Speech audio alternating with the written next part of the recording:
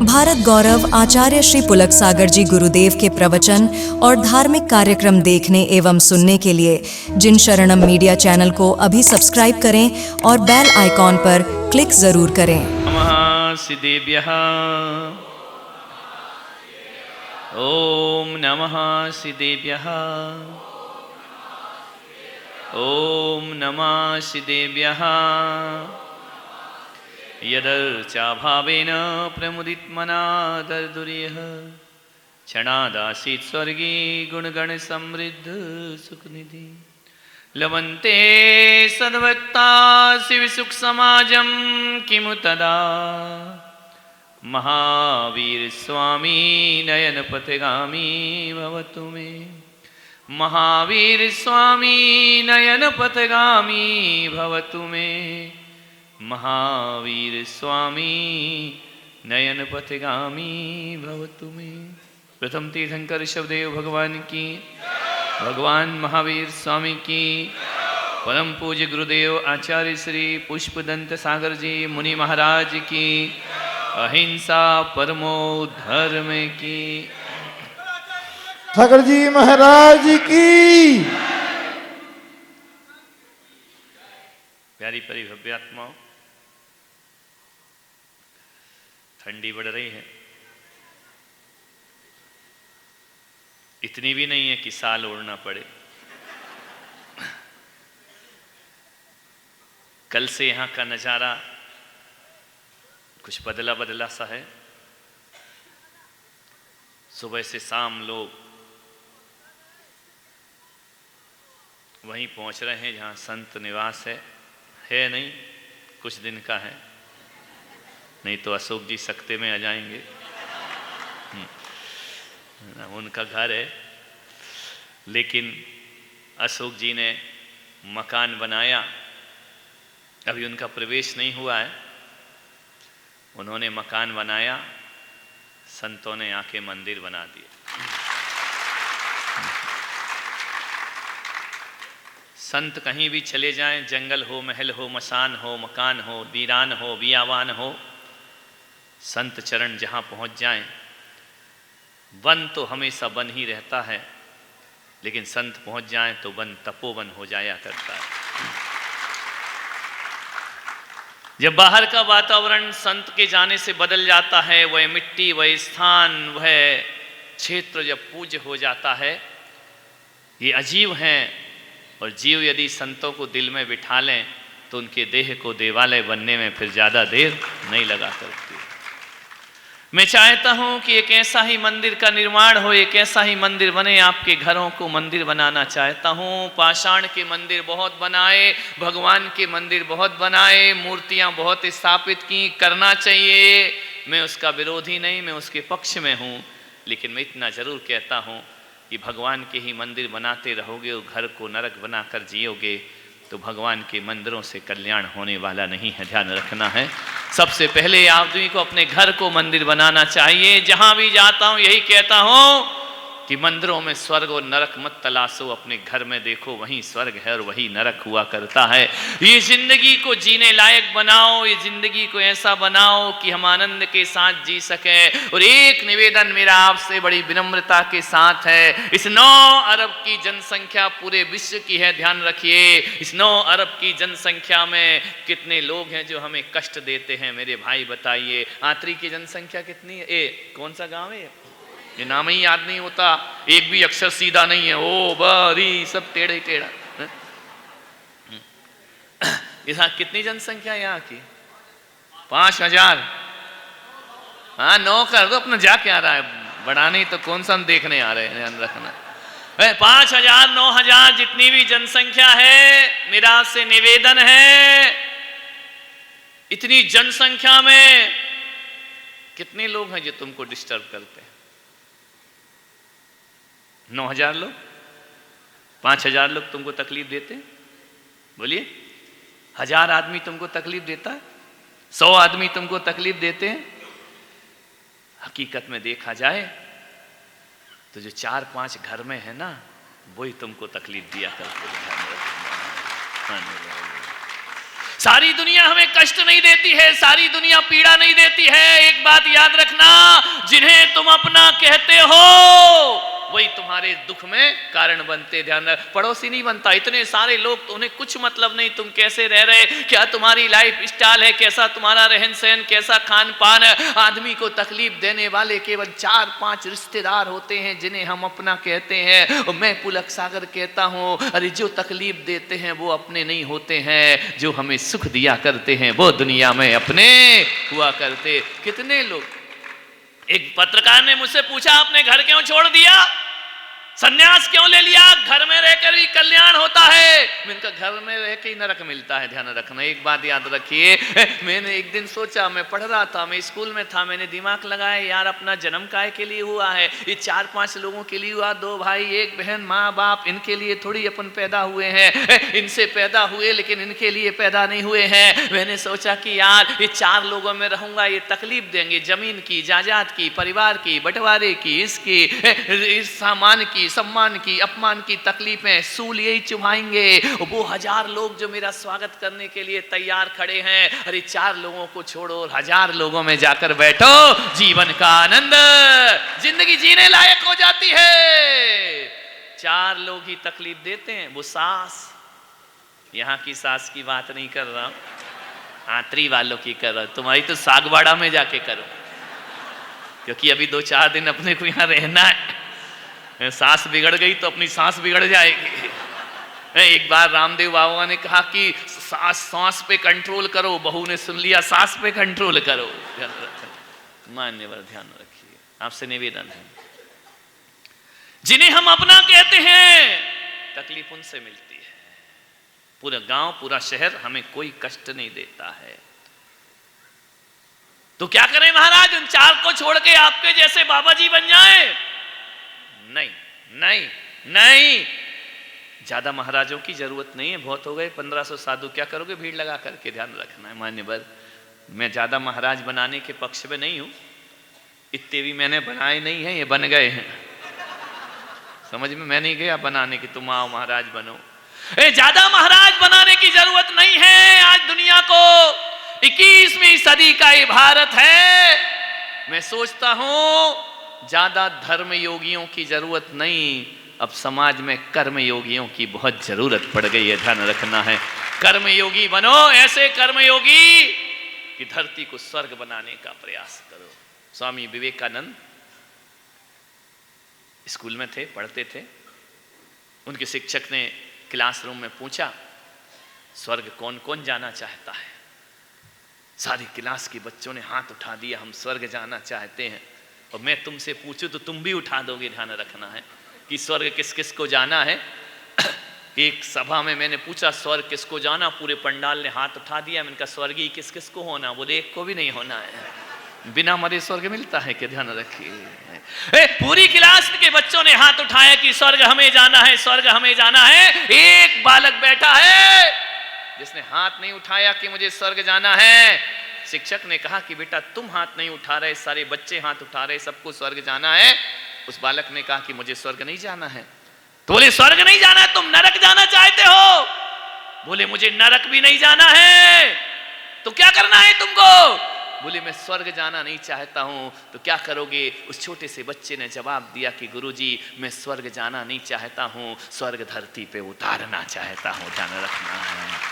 और वो बालक नरेंद्र एक दिन स्वामी विवेकानंद बन करके खड़ा हो जाया करता है। ध्यान रखना, मैं चाहता हूं कि मत कहो भगवान से कि अगली गति अच्छी हो, मैं तो कहता हूं गति छोड़ो, मति अच्छी कर लो, यही गति तुम्हारी बहुत अच्छी हो जाएगी। ध्यान रखना है। आपसे मेरा निवेदन है, आपसे मेरा आग्रह है, स्वर्ग जैसा जीवन जियो। जो आदमी घरों को नरक बना के जीता है, मंदिर तो छोड़ो, वो सम्मेद शिखर और वैष्णव देवी में भी जाके तपस्या करे ना, और वहां से प्राण छोड़े तो भी वो नरक जाएगा। ध्यान रखना है। इस गलत फहमी में मत जीना कि एक बार बंदे जो कोई ताही नरक पशु गति नहीं होई। तुम सोचते एक बार शिखर जी हुआए तो पाप करने का लाइसेंस मिल गया, अब जिंदगी भर कुछ करो, ऐसा नहीं हुआ करता है। मैं तो कहता हूं मन चंगा तो कठौती में गंगा। ध्यान रखना है। अभी महाकुंभ में हजारों लोग नहाने गए, डुबकी लगाई। मान्यवर एक बात ध्यान रखना, मैं नहीं गया महाकुंभ में, तुम लोग भी बहुत ही कम लोग गए होंगे, जो गए हैं वो गए हैं। लेकिन एक बात याद रखना, मैं पुलक सागर कहता हूं, जो महाकुंभ में नहीं गया, इसके लिए तो मैं, जो नहीं जा पाए उनके लिए मैं ज्ञान की गंगा यहीं लेकर के आया हूं, ध्यान रखना है। आप नहीं जा सके, अरे ज्ञान की गंगा में डुबकी लगा लो, ध्यान रखना। उस गंगा से पाप धुलते या नहीं धुलते मुझे नहीं मालूम, लेकिन ज्ञान गंगा में डुबकी लगा लोगे तुम्हारे पापों को धुलने में ज्यादा समय नहीं लगेगा, ध्यान रखना। मान्य बात, सोचना है आपको, घर को स्वर्ग बनाओ। मैं नहीं चाहता हूं कि तुम घर परिवार छोड़ दो, मैं चाहता हूं अपनी आदतें छोड़ दो। क्या बदलना है? हमने कब कहा है कि घर से वो निकल जाएं? हमने कब कहा है कि घर से वो निकल जाएं? चाहते हैं बस उनकी आदतें सुधर जाएं, ध्यान रखना। कुछ नहीं होता यारो, आईने बदलने से कोशिशें करो अपनी सूरतें बदल जाएं। हमने कब कहा है कि घर से वो निकल जाए? घर से मत निकलो, आदतें बदलो, आदत बदल लो। आदत से ही स्वर्ग है और आदत से नरक हुआ करता है। मान्य बात, कुछ ज्यादा चेंज नहीं करना है, 2-4 चीजें चेंज कर लो।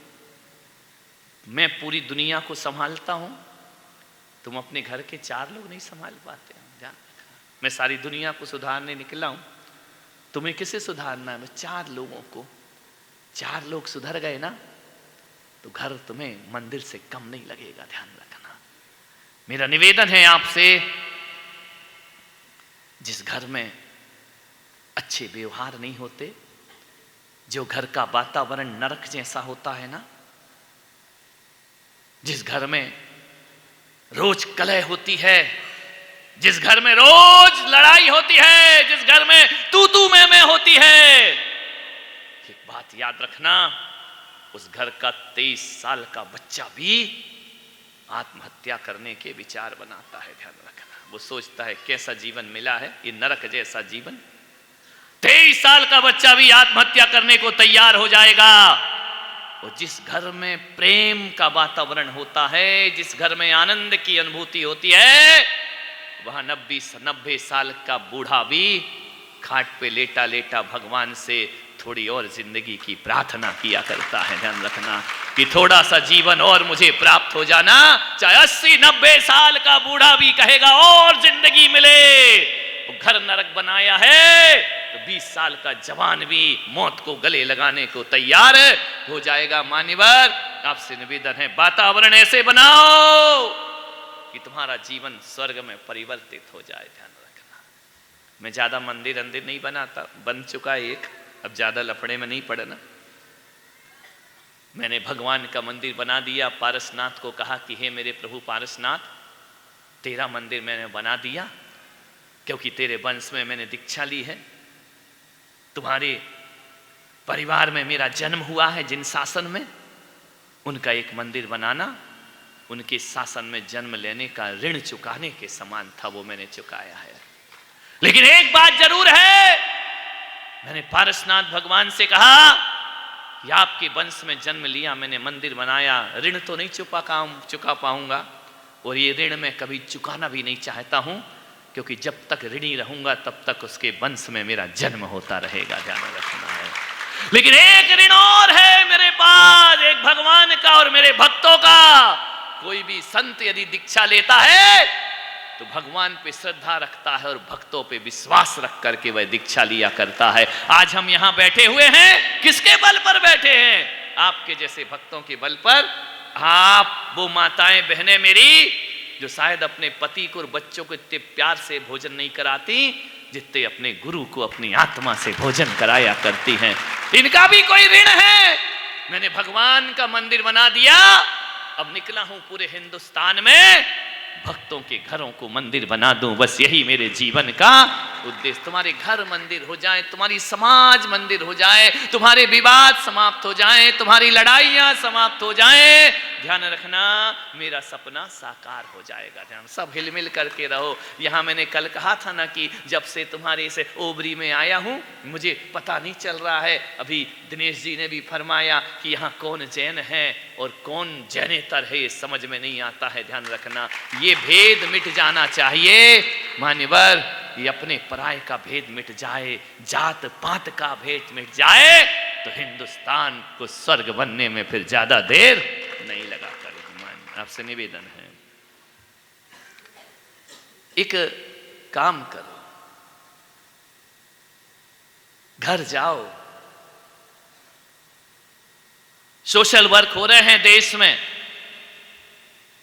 मानव सेवा हो रही है देश में, स्वयं सेवी संस्थाएं बनी हुई हैं देश में, जन कल्याण के ग्रुप बने हैं देश में, वृक्षारोपण किया जाता है। पेड़ लगाओ, पेड़ लगाओ। पहले तो अंधाधुंध पेड़ काटे और अब कह रहे कि फिर से पेड़ लगाओ। कंक्रीट का जंगल बन गई दुनिया। पेड़ लगाना चाहिए। तो मैं तो कहता हूं एक पेड़ जरूर लगाओ। यदि हिंदू हो, सनातनी हो, जैन हो, मरने के बाद चिता में जलते हो तो चिता में जलने का अधिकार उसे ही होना चाहिए जो अपनी जिंदगी में 10 पेड़ लगाता हो। ध्यान रखना, यदि तुमने एक भी पेड़ नहीं लगाया, 10 पेड़ नहीं लगाए तो तुमको चिता में जलने का कोई अधिकार नहीं। तुमको तो गंगा में बहा दो तो मछलियों के काम तो आओगे। तुम ध्यान रखना है मान्यवर, अग्नि संस्कार हमारी सनातन परंपरा है। वृक्षारोपण करो, कठिन काम नहीं है, बहुत सरल है। लेकिन मैं पुलक सागर एक ऐसा वृक्षारोपण करना चाहता हूं।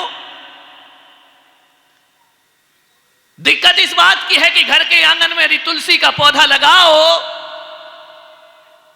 तो मुसलमान कहता है हम ये नहीं कर सकते। अरे बाहरी आदमी कितना बांट दिया तुमने। पेड़ पौधे भी हिंदू मुस्लिम कर दिए, कपड़े भी हिंदू मुस्लिम कर दिए, चोटियां भी हिंदू मुस्लिम कर दी, तुमने हर चीज बांट दी।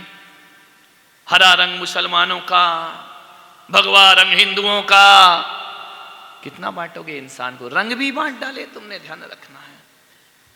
एक बार आए बोले महाराज यदि हरा रंग मुसलमानों का है तो फिर हिंदू नियम ले ले कि हरी सब्जी नहीं खाएंगे जिंदगी में। ध्यान रखना, फिर कैसे खा सकते हो, हरा तो उनका है, सब्जियां सारी उनकी है, फिर तो खाओ बोली बटाटा आलू वालू खाओ, वो हरा नहीं होता है। मान्यवर मेरे से बोले महाराज ये हरा रंग लाल रंग।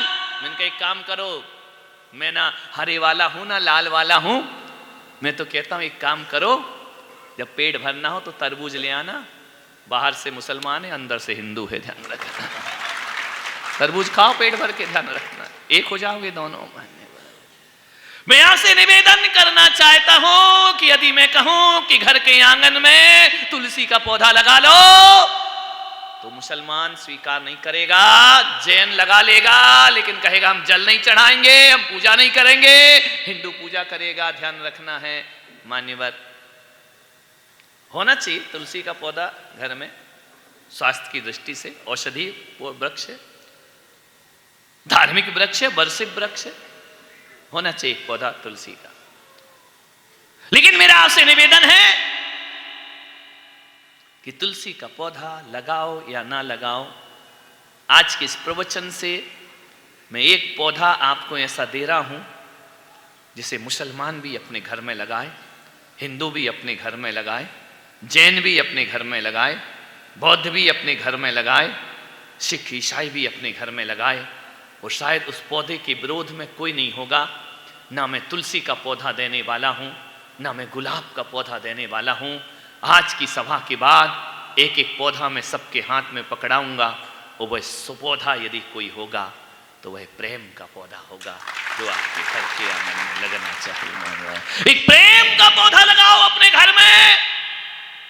और एक बात याद रखना, पौधे लगा करके जो पानी नहीं डालता है वो पौधों को सूखने में ज्यादा देर नहीं लगा करती है। मैं पुलक सागर कहता हूं एक प्रेम का पौधा हर किसी के घर के आंगन में लगा रहना चाहिए, और उस प्रेम के पौधे को जिंदा रखना है, प्रेम के पौधे को मारना नहीं है, प्रेम के पौधे को हरा रखना है। तो रोज सुबह उठ करके उस प्रेम के पौधे में समर्पण का जल डालते रहा करो, तुम्हारा पौधा सदा हरा भरा बना रहेगा। प्रेम के पौधे लगाओ हर घर में, ध्यान रखना। आपसे मेरा निवेदन है, ऐसा पौधा जो तुम्हारे घर को खुशियां देता रहे। मिलो ना, प्रेम से मिलो, आनंद से रहो। जिंदगी का भरोसा नहीं, आज हो कल ना रहो। जिंदगी का कोई विश्वास मत करो, आज हो कल राम नाम सत्य हो जाए, ध्यान रखना है। जब तक राम नाम सत्य नहीं हो रहा तब तक राम राम जप लो, उद्धार हो जाएगा तुम्हारा, ध्यान रखिए। निवेदन है, क्यों इंतजार करते हो? ये दुनिया इतनी अच्छी नहीं है। यदि ये दुनिया अच्छी होती तो फिर हर आदमी यहां रोते रोते पैदा क्यों होता? हर आदमी रोते पैदा होता।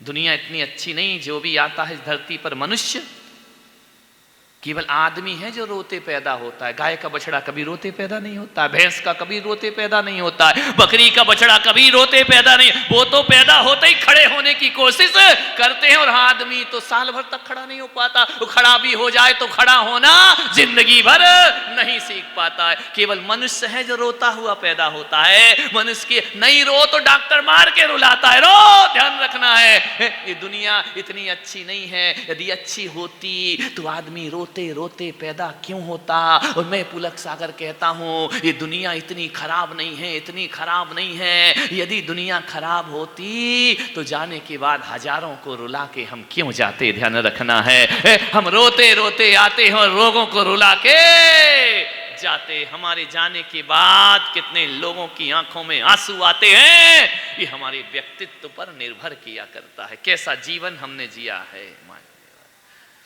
प्रेम से मिलो। मुसलमान साल में एक बार ईद पे आपस में गले मिलते हैं। हिंदू होली पर गले मिलते हैं। जैन संवत्सरी पर, क्षमावाणी पर गले मिलते हैं। मान्यवर दिल से दिल मिलते हैं। जिंदगी रंग लाती है जब दिल से दिल मिलते हैं, मगर मुश्किल तो यह है कि दिल बड़ी मुश्किल से मिलते हैं, ध्यान रखना है। एक साल में एक बार दिल से दिल मिलाते हो। एक बार तो एक दुर्घटना हो गई, एक गले मिल रहा था, चर चर चर चर आवाज आ गई। उसने कहा कि तेरा दिल तो बड़ा कुरमुरा हो रहा है। बोले नहीं, उसमें बीड़ी का बिंडल रखा है, ध्यान रखना, वो टूट गया है, ध्यान रखना।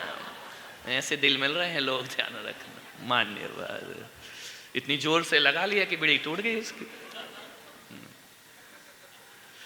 साल में एक बार इंतजार करते हो। मुसलमान ईद का इंतजार करता है, हिंदू होली का इंतजार करता है, जैन क्षमावाणी का इंतजार करता है। मैं आपसे निवेदन करता हूं, दिल मिलाने के लिए एक दिन क्यों चुनते हो?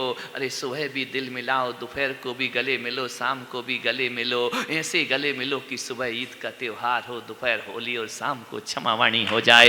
हमें त्योहारों का इंतजार क्यों करना पड़ता है? रोज त्योहार मनाओ, रोज गले मिलो, रोज आपस में मिलो, रोज प्रेम से। कितने लोगों से मिलना है? 4-5 जो तुम्हारे दुश्मन हैं, ध्यान रखना।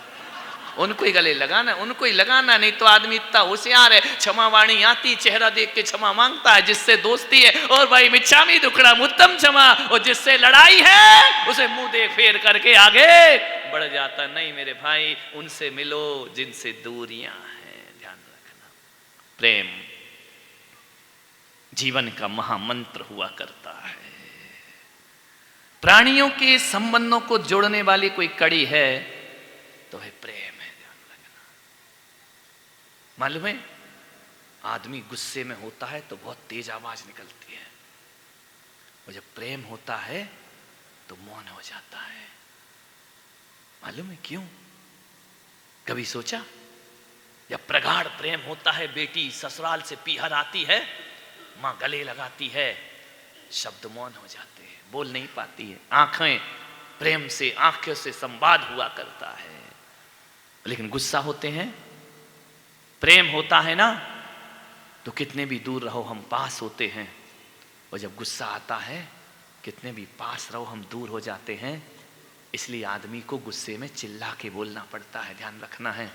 वह तन से तो पास रहता है लेकिन मन से दूर रहता है। जो दूर रहने वालों के लिए तो जोर से बोलना पड़ता है, और प्रेम ऐसा है जो पास में लाता है। वहाँ शब्दों की भाषा नहीं, वहाँ भावनाओं की भाषा देखी जाती है। ध्यान रखिए, भावनाओं में रंगने। प्रेम ऐसा शब्द है, एक ऐसी जुबान है जिसे हर भाषा का आदमी समझ लेता है। गूंगा भी प्रेम का अर्थ समझता है, अंधे भी प्रेम का स्पर्श जानते हैं, और इंसान की तो बात छोड़ो ओबरी वालों, जानवर भी प्रेम की भाषा समझा करता है। किसी गाय को यदि प्यार से आ आ करके बुलाओगे तो वह पास आ जाती है, और जब दुत्कार के भगाओ तो गाय भी दूर।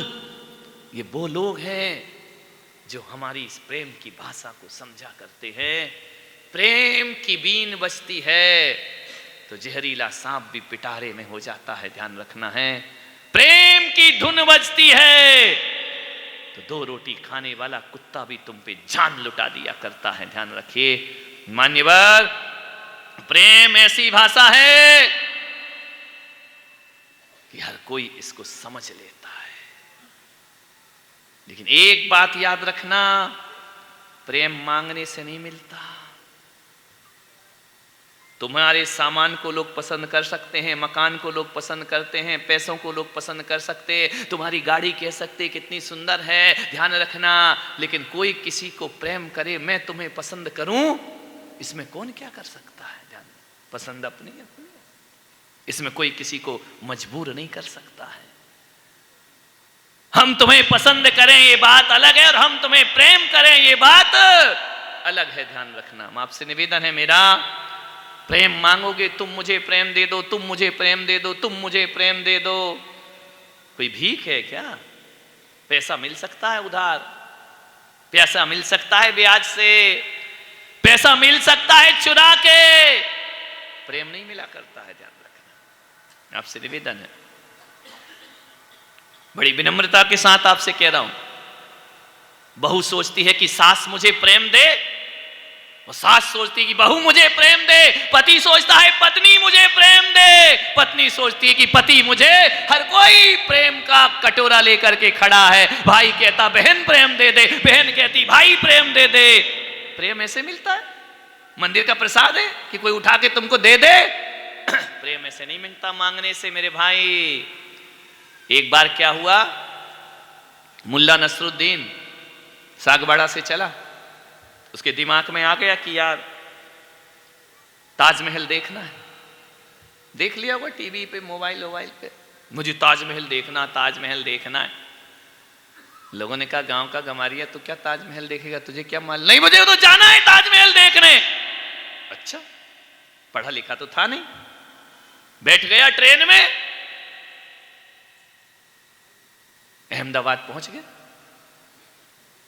पहले का जमाना था कि लोग ट्रेन में भी रेडियो ट्रांजिस्टर लेके चलते थे। ट्रेन में बैठा था, उसमें से आवाज आई, ये आकाशवाणी का आगरा केंद्र है। समझ गए क्या? मुल्ला ने उठाया बोरिया बिस्तर, आगरा आ गया। पढ़ा लिखा तो था नहीं कि प्लेटफॉर्म पे पढ़ ले कौन सा स्टेशन है, और पूछेंगे हम किसी से नहीं, ध्यान रखना। हम ज्ञानी है। उतर गया अहमदाबाद में, सुबह से शाम हो गई, ऑटो वाले के पास पहुंचा, मुझे ताजमहल ले चल। अरे लोगों ने, ऑटो वाले ने कहा ये पागल आदमी है कि अहमदाबाद में ताजमहल ढूंढ रहा है। ऑटो वाले ने भी कहा मुर्गा फंसा है, लूट लो, निपटा दो। गुजराती था, गुजराती ऐसे छोड़ते हैं क्या? पूरी दुनिया में, पूरे देश में गुजराती राज कर रहे हैं, ध्यान रखना। 2 गुजराती ने दुनिया हिला रखी है।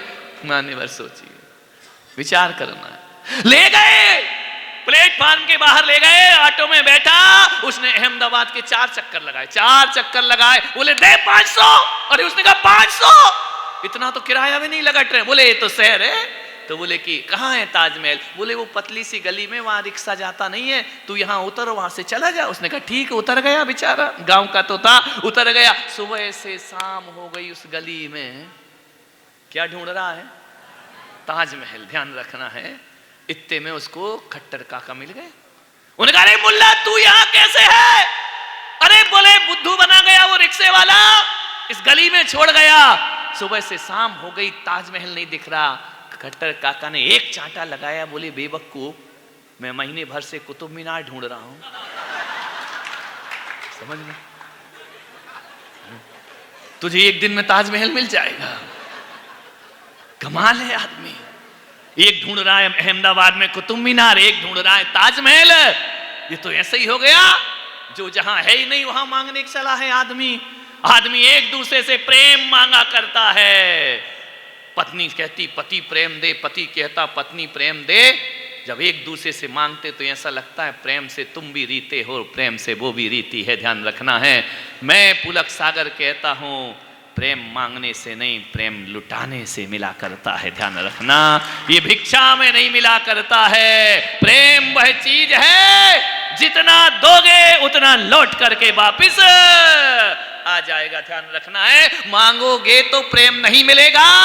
आज से निवेदन है, आप चाहते हो घर के लोग आपसे प्रेम से बात करें, प्रेम से बोलें, प्रेम से रहें, तो उनसे उम्मीद मत रखो। प्रेम लुटाना आज से शुरू कर दो। प्रेम लौट करके अपने आप वापिस आ जाए। प्रेम मांगो मत, प्रेम लेना नहीं, प्रेम देना सीखो मेरे भाई। ध्यान, अभी दिनेश जी कह रहे थे ना कि मैं घाटे का सौदा नहीं करता हूं। ध्यान रखना है, ये यारी है, ये प्रेम की यारी है। ध्यान रखना है।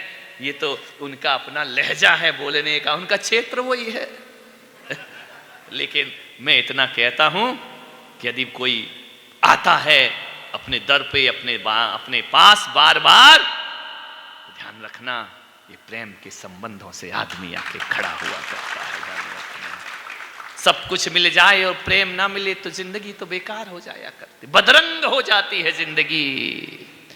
कितने भी बड़ी बड़ी कोठियां खड़ी कर लो, बड़े बड़े महल बना लो, प्रेम नहीं है तो वो घर भी खाने को दौड़ता है।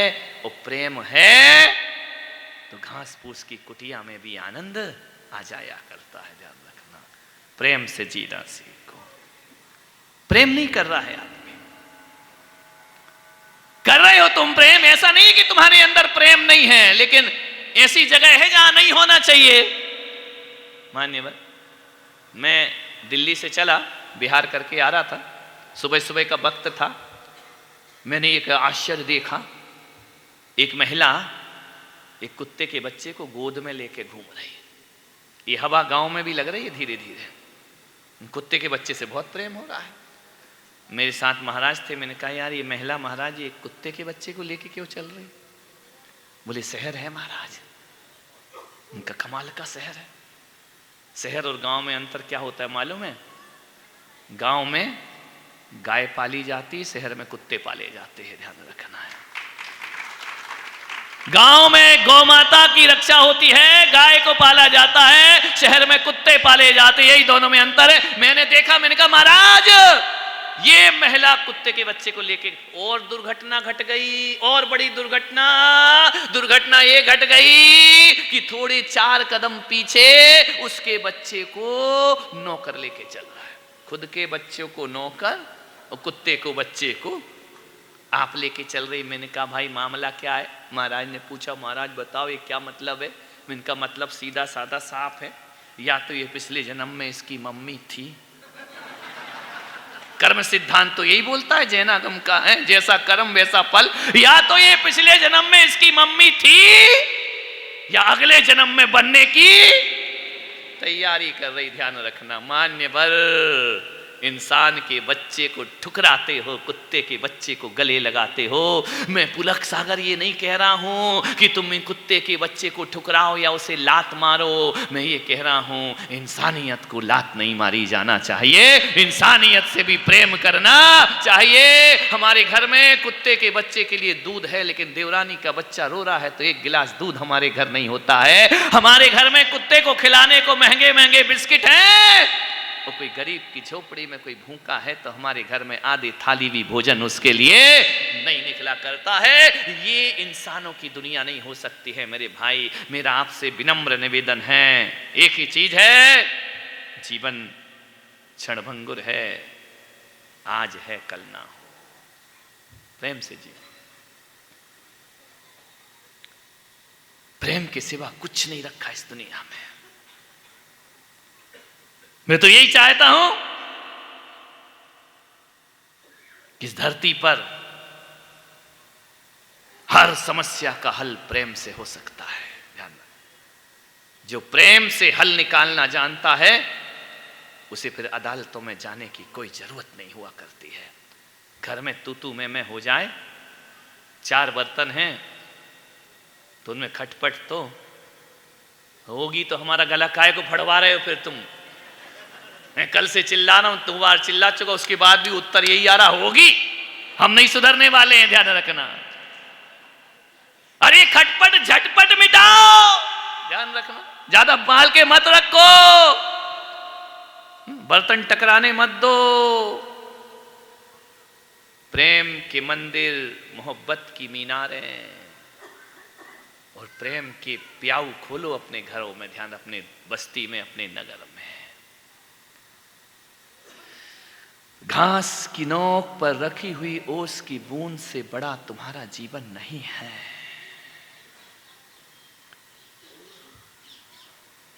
प्रेम यदि हो ना तो रूखा सूखा भोजन भी बड़ा स्वादिष्ट लगता है मेरे भाई, और प्रेम ना हो तो 56 भोग भी फीके लगते हैं।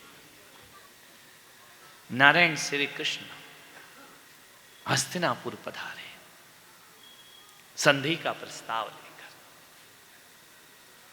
कौरवों के पास कि ये घर की लड़ाई अच्छी नहीं होती है, परिवार की लड़ाई अच्छी नहीं होती है, युद्ध रोक दो, हस्तिनापुर तुम ले लो, पांडवों को 5 गांव दे दो, ज्यादा नहीं, संधि, प्रेम से रहो, लड़ो मत, ये घर की लड़ाइयां अच्छी नहीं होती। खानदान, जब एक बात याद रखना, जब अपने आंगन में दीवार उठती है ना तो अपना ही आंगन छोटा होता है, पड़ोसी का कुछ नहीं होता है। ध्यान रखना है, जब घरों में आपस में लड़ते हैं ना तो तबाही अपने ही खून की होती है। ध्यान रखना है। नारायण कृष्ण ने कहा कि दुर्योधन से संधि का प्रस्ताव लेकर जाऊंगा। पहुंचे हस्तिनापुर, बड़ा स्वागत हुआ नारायण कृष्ण का। मोर मुकुट धारण पीताम्बर लिए, गिरधर गोपाल केशव मधुसूदन माधव चले रथ पर सवार होकर। पूरा हस्तिनापुर के लोग सड़कों पर निकल आए नारायण का स्वागत करने के लिए। कोई आरती, कोई वंदन, कोई पुष्प, गुलाब जल से पूरी वीथियों को सींचा गया, सुगंधित वातावरण, तोरण लगाए गए कि हस्तिनापुर में नारायण पधार रहे हैं। मुस्कुराते स्मित मुस्कान लिए नारायण कृष्ण रथ पर सवार चले जा रहे हैं। रास्ते में क्या देखते, एक झोपड़ी है। नारायण कृष्ण की निगाहें पड़ी, देखा, मुस्कुराए, आगे बढ़ गए। एक बुढ़िया देख रही है, नारायण कृष्ण को निहार रही है। ऐसा सांवला रूप, ऐसा सांवला सावलिया, जो कृष्ण को देख ले वो उनको दिल दे बैठता था, मन दे बैठता था, चित्त दे बैठता था। पनिहारी ने यदि पनघट पे पानी भर रही है और नारायण कृष्ण निकल जाए तो उनके रस से एक बाल्टी छूट जाती थी, वो कृष्ण के रूप में मोहित हो जाती थी। ऐसा रूप लावण्य के धनी नारायण श्री कृष्ण। देखा उस बुढ़िया ने कि क्या कभी ये नारायण, ये भगवान, ये महापुरुष इस गरीब की कुटिया में भी आएंगे? गरीब संकुचित होता है। फिर सोचा कि कहां अपने भाग गए से। नारायण कृष्ण ने देखा, मुस्कुराए और आगे चले गए। दुर्योधन से संधि का प्रस्ताव रखा। दुर्योधन ने कहा कि आओ माधव, आओ केशव, तुम्हारा स्वागत है इस राजमहल में। नारायण कृष्ण ने कहा कि स्वागत नहीं, मैं संधि का प्रस्ताव लेकर आया हूं। दुर्योधन, भाइयों में फूट नहीं होना चाहिए। चंद जमीन के टुकड़ों के लिए खून खून के प्यासे मत हो, बुजुर्गों को कलंकित मत करो। दुर्योधन ने कहा क्या चाहते हैं आप? बोले मैं चाहता हूं ये पांडवों को 5 गांव दे दूं, तुम हस्तिनापुर में राज्य करो। नहीं, दुर्बुद्धि दुर्योधन के समझ नहीं आई। उपदेश भी ढंग के लोगों को दिया करो रे, दुर्बुद्धियों को दो तो कोई मतलब थोड़ी, बर्बादी होना है, वक्त होना धरना कुछ नहीं है।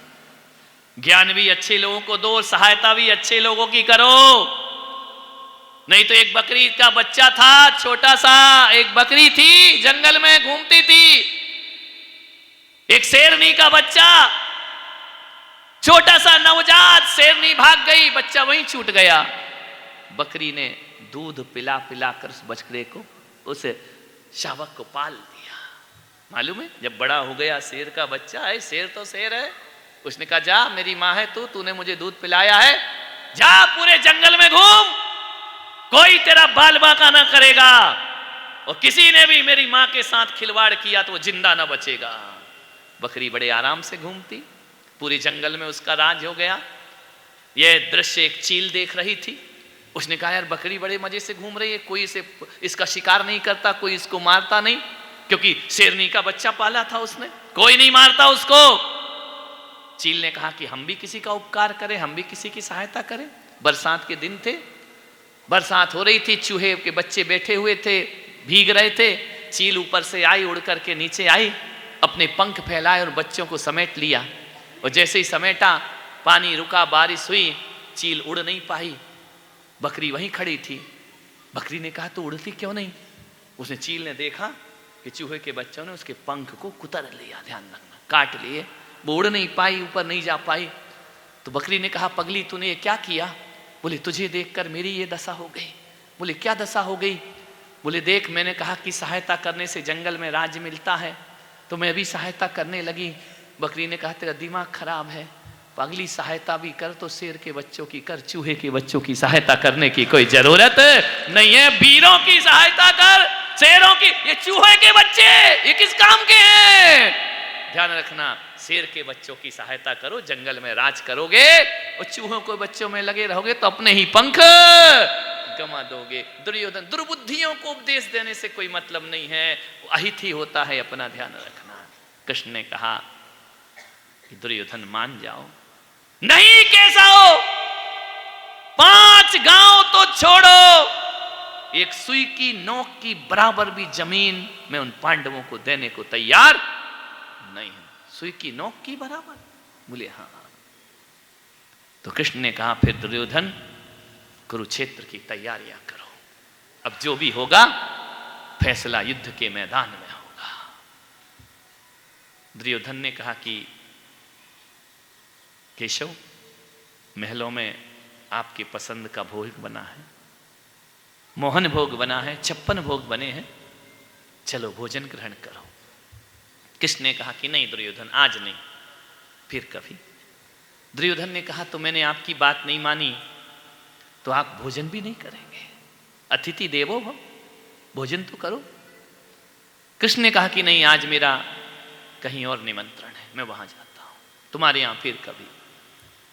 बैठे रथ में वापिस आए, जाकर के लौट रहे थे, दरवाजा खटखटाया झोपड़ी का, दरवाजा खोलो, भीतर से आवाज आई कौन हो?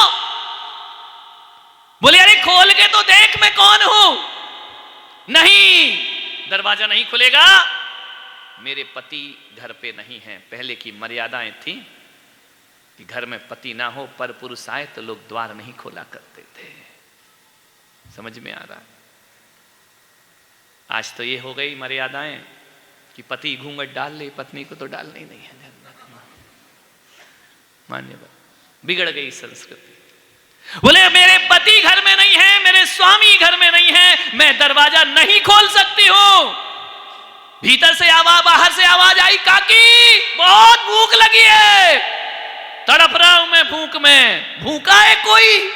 क्या परंपराएं रही कि यदि भूखा कोई आ जाए तो मर्यादाएं भी उल्लंघन हो जाती थी। ध्यान रखना, आपतकाले मर्यादा नास्ति। काकी ने कहा ठहरो, मैं दरवाजा खोलती हूं। मालूम क्यों खोलती हूं?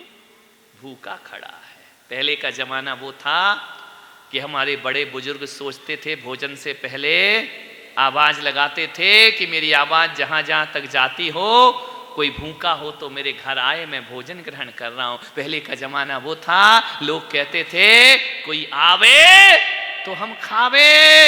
आज का जमाना ये है, ये जावे तो हम खावे। बदल बैठा जब तक खाना ही नहीं निकलता है। मान्य बड़ा बदल गया जमाना, ये जावे तो फिर हम खावे, ध्यान रखना। मान्य जैसे ही दरवाजे खोले स्तब्ध रह गई देखकर। मोर मुकुट धारण किए, पीतांबर वस्त्र धारण किए, नारायण कृष्ण उस झोपड़ी में खड़े हैं, जिसे जाते समय मुस्कुरा के देख कर गए थे। चुप रह गई, स्तब्ध रह गई। जब प्रेम प्रगाढ़ होता है, उसे लगा कि ये मैं सपना देख रही हूं, हकीकत देख रही हूं। नारायण मेरे पाहुना बनकर आए। कृष्ण ने कहा कि काकी भीतर आने का नहीं कहोगी?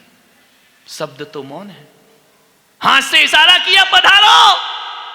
एक खाट थी, खाट बिछा दी, विराजो, इस पर सुशोभित हो जाओ। नारायण कृष्ण आंखों से झर झर आंसू गिर रहे हैं, खुशी के, हर्ष के, अतिरेक के, कि मेरी जीवन की नाव नारायण कृष्ण मेरे घर पाहुना बनकर आए। सौभाग्यशाली होते हैं वो लोग जिनके घरों में संत पाहुना बनकर के पहुंच जाया करते हैं। ध्यान रखना है, राजा महाराजा का अलग बात है और संत पहुंच जाएं जीवन का। कहते हो ना कि बड़े बड़े महलों वाले भी कहते कि गुरुवर आज मेरी कुटिया, महल भी कुटिया लगता है जब संत पहुंच जाया करते। स्तब्ध रह गई विदुरानी। इसने कहा कि नारायण बैठो। नारायण ने कहा काकी तुम्हें समय नहीं है, बहुत भूख लगी है, जो भी हो मुझे खिला दे। अंदर गई, आज कुछ नहीं बना। सुबह सुबह परीक्षाएं ऐसी हो जाती हैं, अभी तो कुछ बना ही नहीं है और तुम भोजन करने आ गए।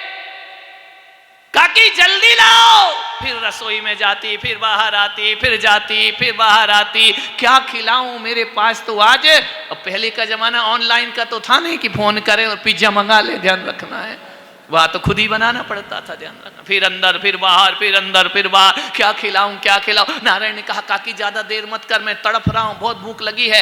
देखा ना था, वो पीछे चली गई आंगन में। आंगन में गई और केले की डाली बोर तोड़ करके लाई और बोले नारायण ये भोजन ग्रहण करिए। नारायण ने कहा कोई बात नहीं, मैं फल फूल खाकर भी जिंदा रह सकता हूं, आनंद में रह सकता हूं।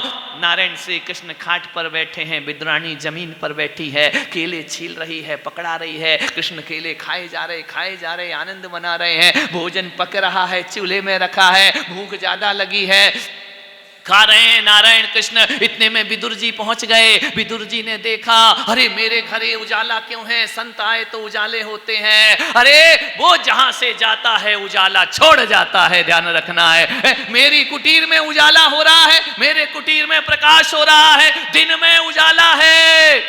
जाकर के देखा, नारायण कृष्ण बड़े मजे से केले खा रहे हैं। विदुर ने कहा बावली पागल हो गई क्या? ये कर क्या रही है तू? क्या कर रही थी? भक्ति में, प्रेम में डूबी।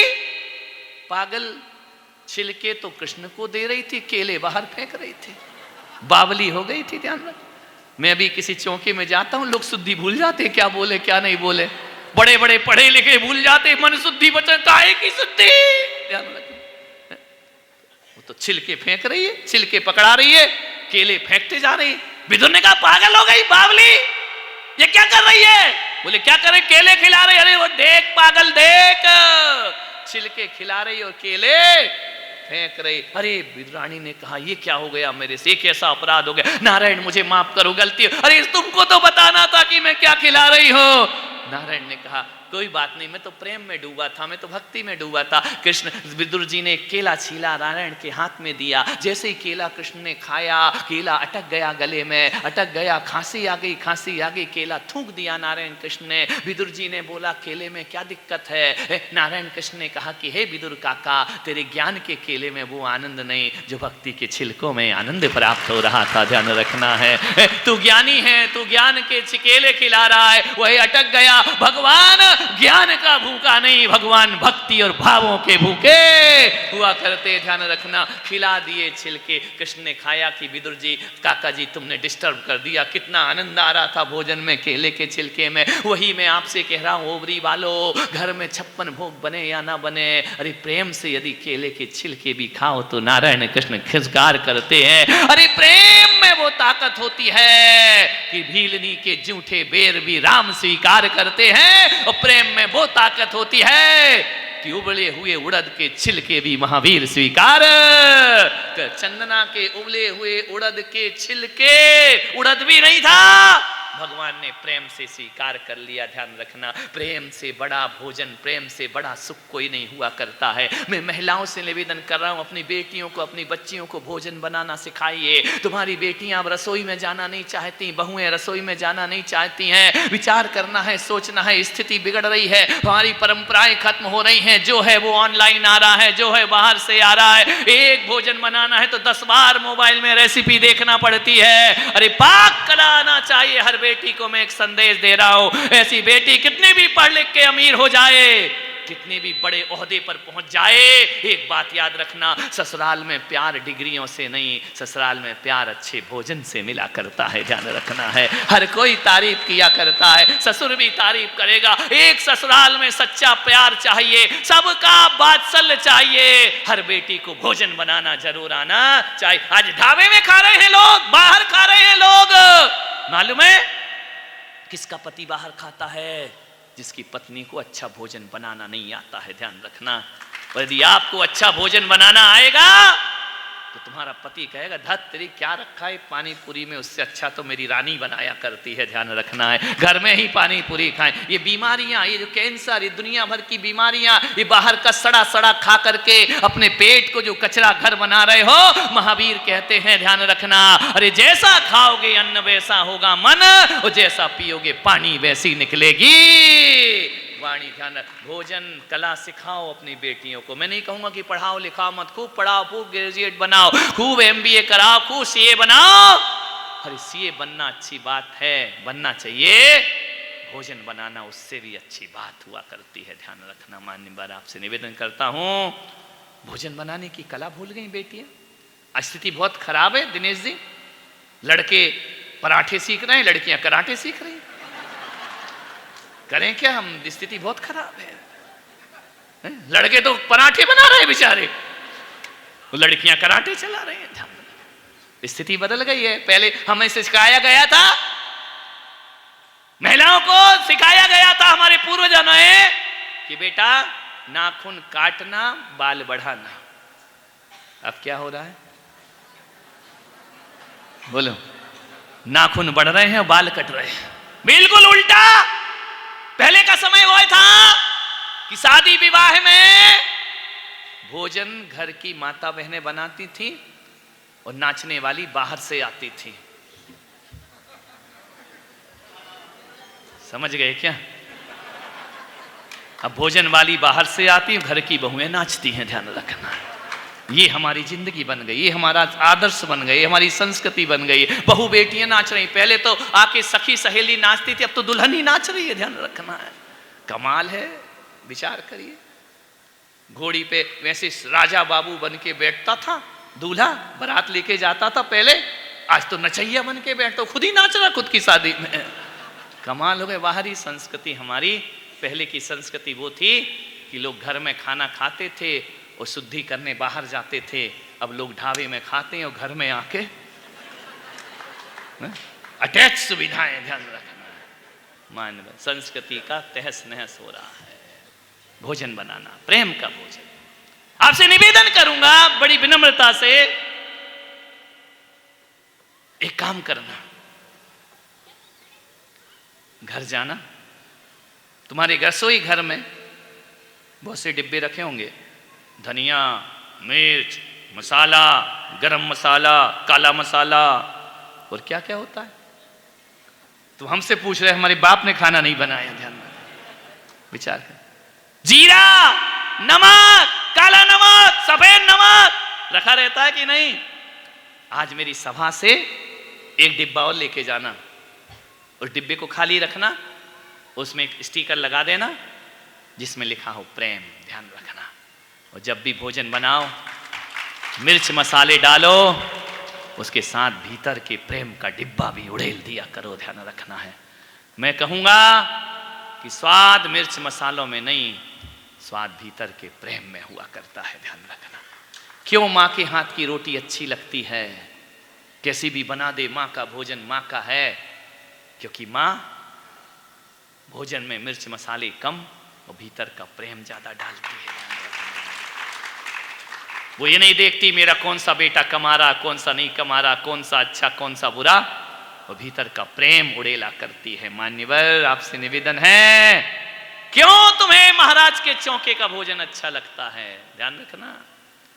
कितने भी भोजन करा लो, एक बात याद रखो ओबरी वालों, पूरी समाज को भोजन कराओ, वो पुण्य, उसका मजा वो अलग है, और एक संत को एक गिलास दो, उसका मजा अलग आया करता है। एक संत को एक हाथ हथेली में एक गिलास रख दो, संतों का भोजन बड़ा स्वादिष्ट लगता है, भले मिर्च मसाला हो या नहीं हो, आदमी सोचता है यार महाराज का भोजन खाएंगे, ध्यान रखना है। क्यों? क्योंकि उसमें मिर्च मसाले कम और भीतर की भक्ति और प्रेम ज्यादा हुआ करता है। और कितने भी लोग खा लें, जिसके घर में चौका हुआ है उसके घर का भिगोना कभी खाली नहीं हुआ करता है, ध्यान रखना। इस संतों की कृपा हुआ करती है। आपसे निवेदन, अंतिम बात, परिवार है, समाज है, सबसे ज्यादा आदमी की जीवन की आवश्यकता भोजन है, आहार है, ध्यान रखना है। संत भी बन जाओ, बैरागी बन जाओ, सब छोड़ सकते हो, खाना थोड़ी छोड़ सकते हो। हाँ, दिन भर नहीं खाओगे, एक टाइम खाओगे, खाना तो आवश्यकता है शरीर को जिंदा रखने की। आपसे निवेदन है बड़ी विनम्रता के साथ, यदि घर में प्रेम रखना है, एक सूत्र दे रहा हूं, घर में प्रेम रखना है तो घर के जितने भी सदस्य हैं वो कम से कम सप्ताह में एक बार एक साथ बैठकर भोजन किया करो, ध्यान रखना। ऐसा ना हो कि देवर आए तो जिठानी बाहर आ गई, तू अपने पति को खिला, वो आया तो वो बाहर निकल आया, ऐसा नहीं। सप्ताह में एक बार पूरा परिवार एक थाली में बैठ करके भोजन करे, ध्यान रखना है। सप्ताह में एक बार ना कर सको, 15 दिन में एक बार, 15 दिन में ना कर सको, महीने में एक बार सामूहिक भोजन किया करो। सामूहिक भोजन करोगे तो घर में प्रेम बढ़ेगा, ध्यान रखना है।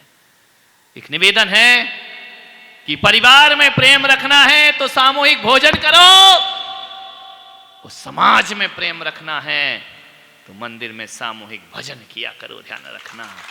ये भजन और भोजन की परंपरा, भोजन से घर एक होता है और भजन से समाज एक होती है, ध्यान रखना। मैंने कहा था ना आपको, राम मंदिर बनाओगे तो राम के भक्त जाएंगे, शिव मंदिर बनाओगे शिव के भक्त जाएंगे, जैन मंदिर बनाओगे महावीर के भक्त जाएंगे, लेकिन संतों को बुलाओगे तो सभी भक्त यहाँ आकर के बैठ जाएंगे, ध्यान रखना है। सामूहिक भजन किया करो, जीवन तुम्हारा खुशहाल हो जाएगा। मान्यवर, मकान की वजह से अलग रहो, मन की वजह से एक रहो। जितने भी रिश्तेदार हो, क्या तुम पिकनिक में जाते हो, क्या दिन भर किट्टी पार्टी में लगी रहती है फालतू के, अपना पैसा खुद ही खाए खुद ही चले आए, बोले मजा आ गया। अपने घर के लोगों को मैं कह रहा हूं कि जिंदगी को सुखी बनाने के लिए ज्यादा लोगों से व्यवहार नहीं बदलना, घर के 4 लोगों से व्यवहार बदल लो, तुम्हारा घर सम्मेद शिखर की शांति लेकर के उपस्थित हो जाएगा। भाई भाई में प्रेम हो, भाई बहन में प्रेम हो, 4 सदस्य हैं, 4 से ही तो बनाना, और किससे बनाना है, ध्यान रखना है। इतना भी नहीं कर सकते जिंदगी में, ध्यान रखना। रहते हो दिलों में, दीवार किस लिए, और छोटी सी जिंदगी टकरार किस लिए, ध्यान रखना है। दीवारें खड़ी मत करो, दीवारों को गिराओ, अपना आंगन बड़ा करने का प्रयास करो। आपका समय हो गया, 1 घंटा हो चुके हैं। आपसे यही बड़ी विनम्रता से निवेदन है कि जो माहौल यहाँ पर बन रहा है, देखो ना स्कूल के सब बच्चे खड़े हैं, उनका पढ़ने में मन नहीं लग रहा है। मास्टर जी भी सुन रहे हैं, वो भी सुन रहे हैं, बोले चलो प्रवचन सुनते, ये पढ़ाई तो जिंदगी भर पढ़ते रहेंगे। और ये स्कूल की पढ़ाई ज़्यादा काम नहीं आएगी मेरे भाई, ध्यान रखना। स्कूल में कितने भी इंटेलिजेंट रहो कोई मतलब नहीं है, जिंदगी में इंटेलिजेंट रहो तो जिंदगी का मजा आया करता है, ध्यान रखना है। मेरा एक दोस्त है बचपन का, कल उसका संदेश आया, मैंने कहा यार तू तो मेरे स्कूल का बड़ा इंटेलिजेंट छात्र था और मैं तो साधारण था, अपन तो मस्तीबाज थे, पढ़ने लिखने में मन ही नहीं लगता था, स्कूल में सब करना पढ़ाई छोड़ के, ध्यान रखना। तो उसने कहा हाँ मुझे भी याद है, अजय ने। मैंने कहा तू तो बड़ा इंटेलिजेंट था, मैं तो इंटेलिजेंट नहीं साधारण सा आदमी था। उस बच्चे ने, उस दोस्त ने, मेरे दोस्त ने कल मुझे कहा कि महाराज स्कूल के इंटेलिजेंट से कोई काम की नहीं, मैं आम आदमी ही रह गया, आप विशेष बन गए दुनिया में जाकर के। केवल पैसा नहीं कमाना, केवल इज्जत नहीं कमाना, केवल शोहरत नहीं कमाना, आपसे निवेदन है कि देश जीतने से कुछ नहीं होता, दिलों को जीतो, जिंदगी आसान हो जाएगी। आप सबने सुना, अनुग्रहित हूं, यहां से सागवाड़ा की ओर बिहार होगा, और सही कहा कि जाना कहीं था आ कहीं गए, भक्त के बस में है भगवान। आदिश से मेरी बात हुई, उसने कहा महाराज हमारे नगर में 5 दिन बाद आ जाना, लेकिन ये समय ओबरी वालों को जरूर देना चाहिए। मैंने भी कहा कि चलो ठीक है, मैंने भी, बेचारे बहुत बस भर भर के आ रहे थे, चलो चलो, डांट भी खाई कि चलती बस में मत लटको, सीट नहीं मिलेगी। इनने तो बस ही पंचर कर दी, अब करें क्या, सीट ही सीट मिल गई, पूरी बस खाली हो गई। तो यहाँ का नज़ारा, मैं कह सकता हूँ मैं हिंदुस्तान के किसी भी कोने में चला जाऊँ, लेकिन बागड़ मेवाड़ की भक्ति का कोई जवाब नहीं हुआ करता। भक्त पारायण मीरा ने जहाँ अपना प्रेम का एक तारा बजाया, ध्यान रखना। तो यहाँ हूँ, अभी 2-4 दिन और हैं कि जाएं, नहीं तो तुम नया भी बोलो तो भी हम नहीं जा रहे, हमारी अगली टिकट बुक है, कब पहुँचना है। तो दिनेश जी एक ऐसा व्यक्तित्व समाज में, हम पर तो सारी दुनिया गर्व करती है, लेकिन हम हैं जो दिनेश जी पे गर्व किया करते हैं। पूरी समाज के लिए जो उन्होंने किया है, देश के लिए, राष्ट्र के लिए, उन्हें पद प्रतिष्ठा नहीं मांगी, उन्हें राजनीति के क्षेत्र में आकर भी सेवा को अपना जीवन का सूत्र बनाने का प्रयास किया। कितने मंदिरों को, कितने जगहों को, कितने धर्मशालाओं, कितने परोपकार की जगह को उन्होंने जमीन दिलवा करके समाज को मजबूत करने का उन्होंने प्रयास किया।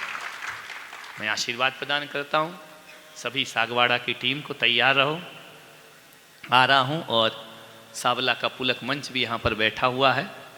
अभी पिछले साल हम सावला भी गए और बड़े युवाओं में बड़ा जोश, और युवाओं में मैंने फिर से प्राण फूके, फिर से मंच मजबूती के साथ खड़ा हो गया। उनको भी मैं बहुत बहुत आशीर्वाद देता हूँ। बाकी जो भी लोग यहाँ हैं, अभी तुमको नहीं दूंगा, तुमको जाते समय आशीर्वाद दूंगा। जावाणी के ज्ञान से सूझे लोकालोक, सोवाणी मस्तक धरूं सदा देत हों धोख। हे जिन वाणी भारती तो ही जपो दिन रैन, जो तेरा शरणा गहे। 9 बार नमोकार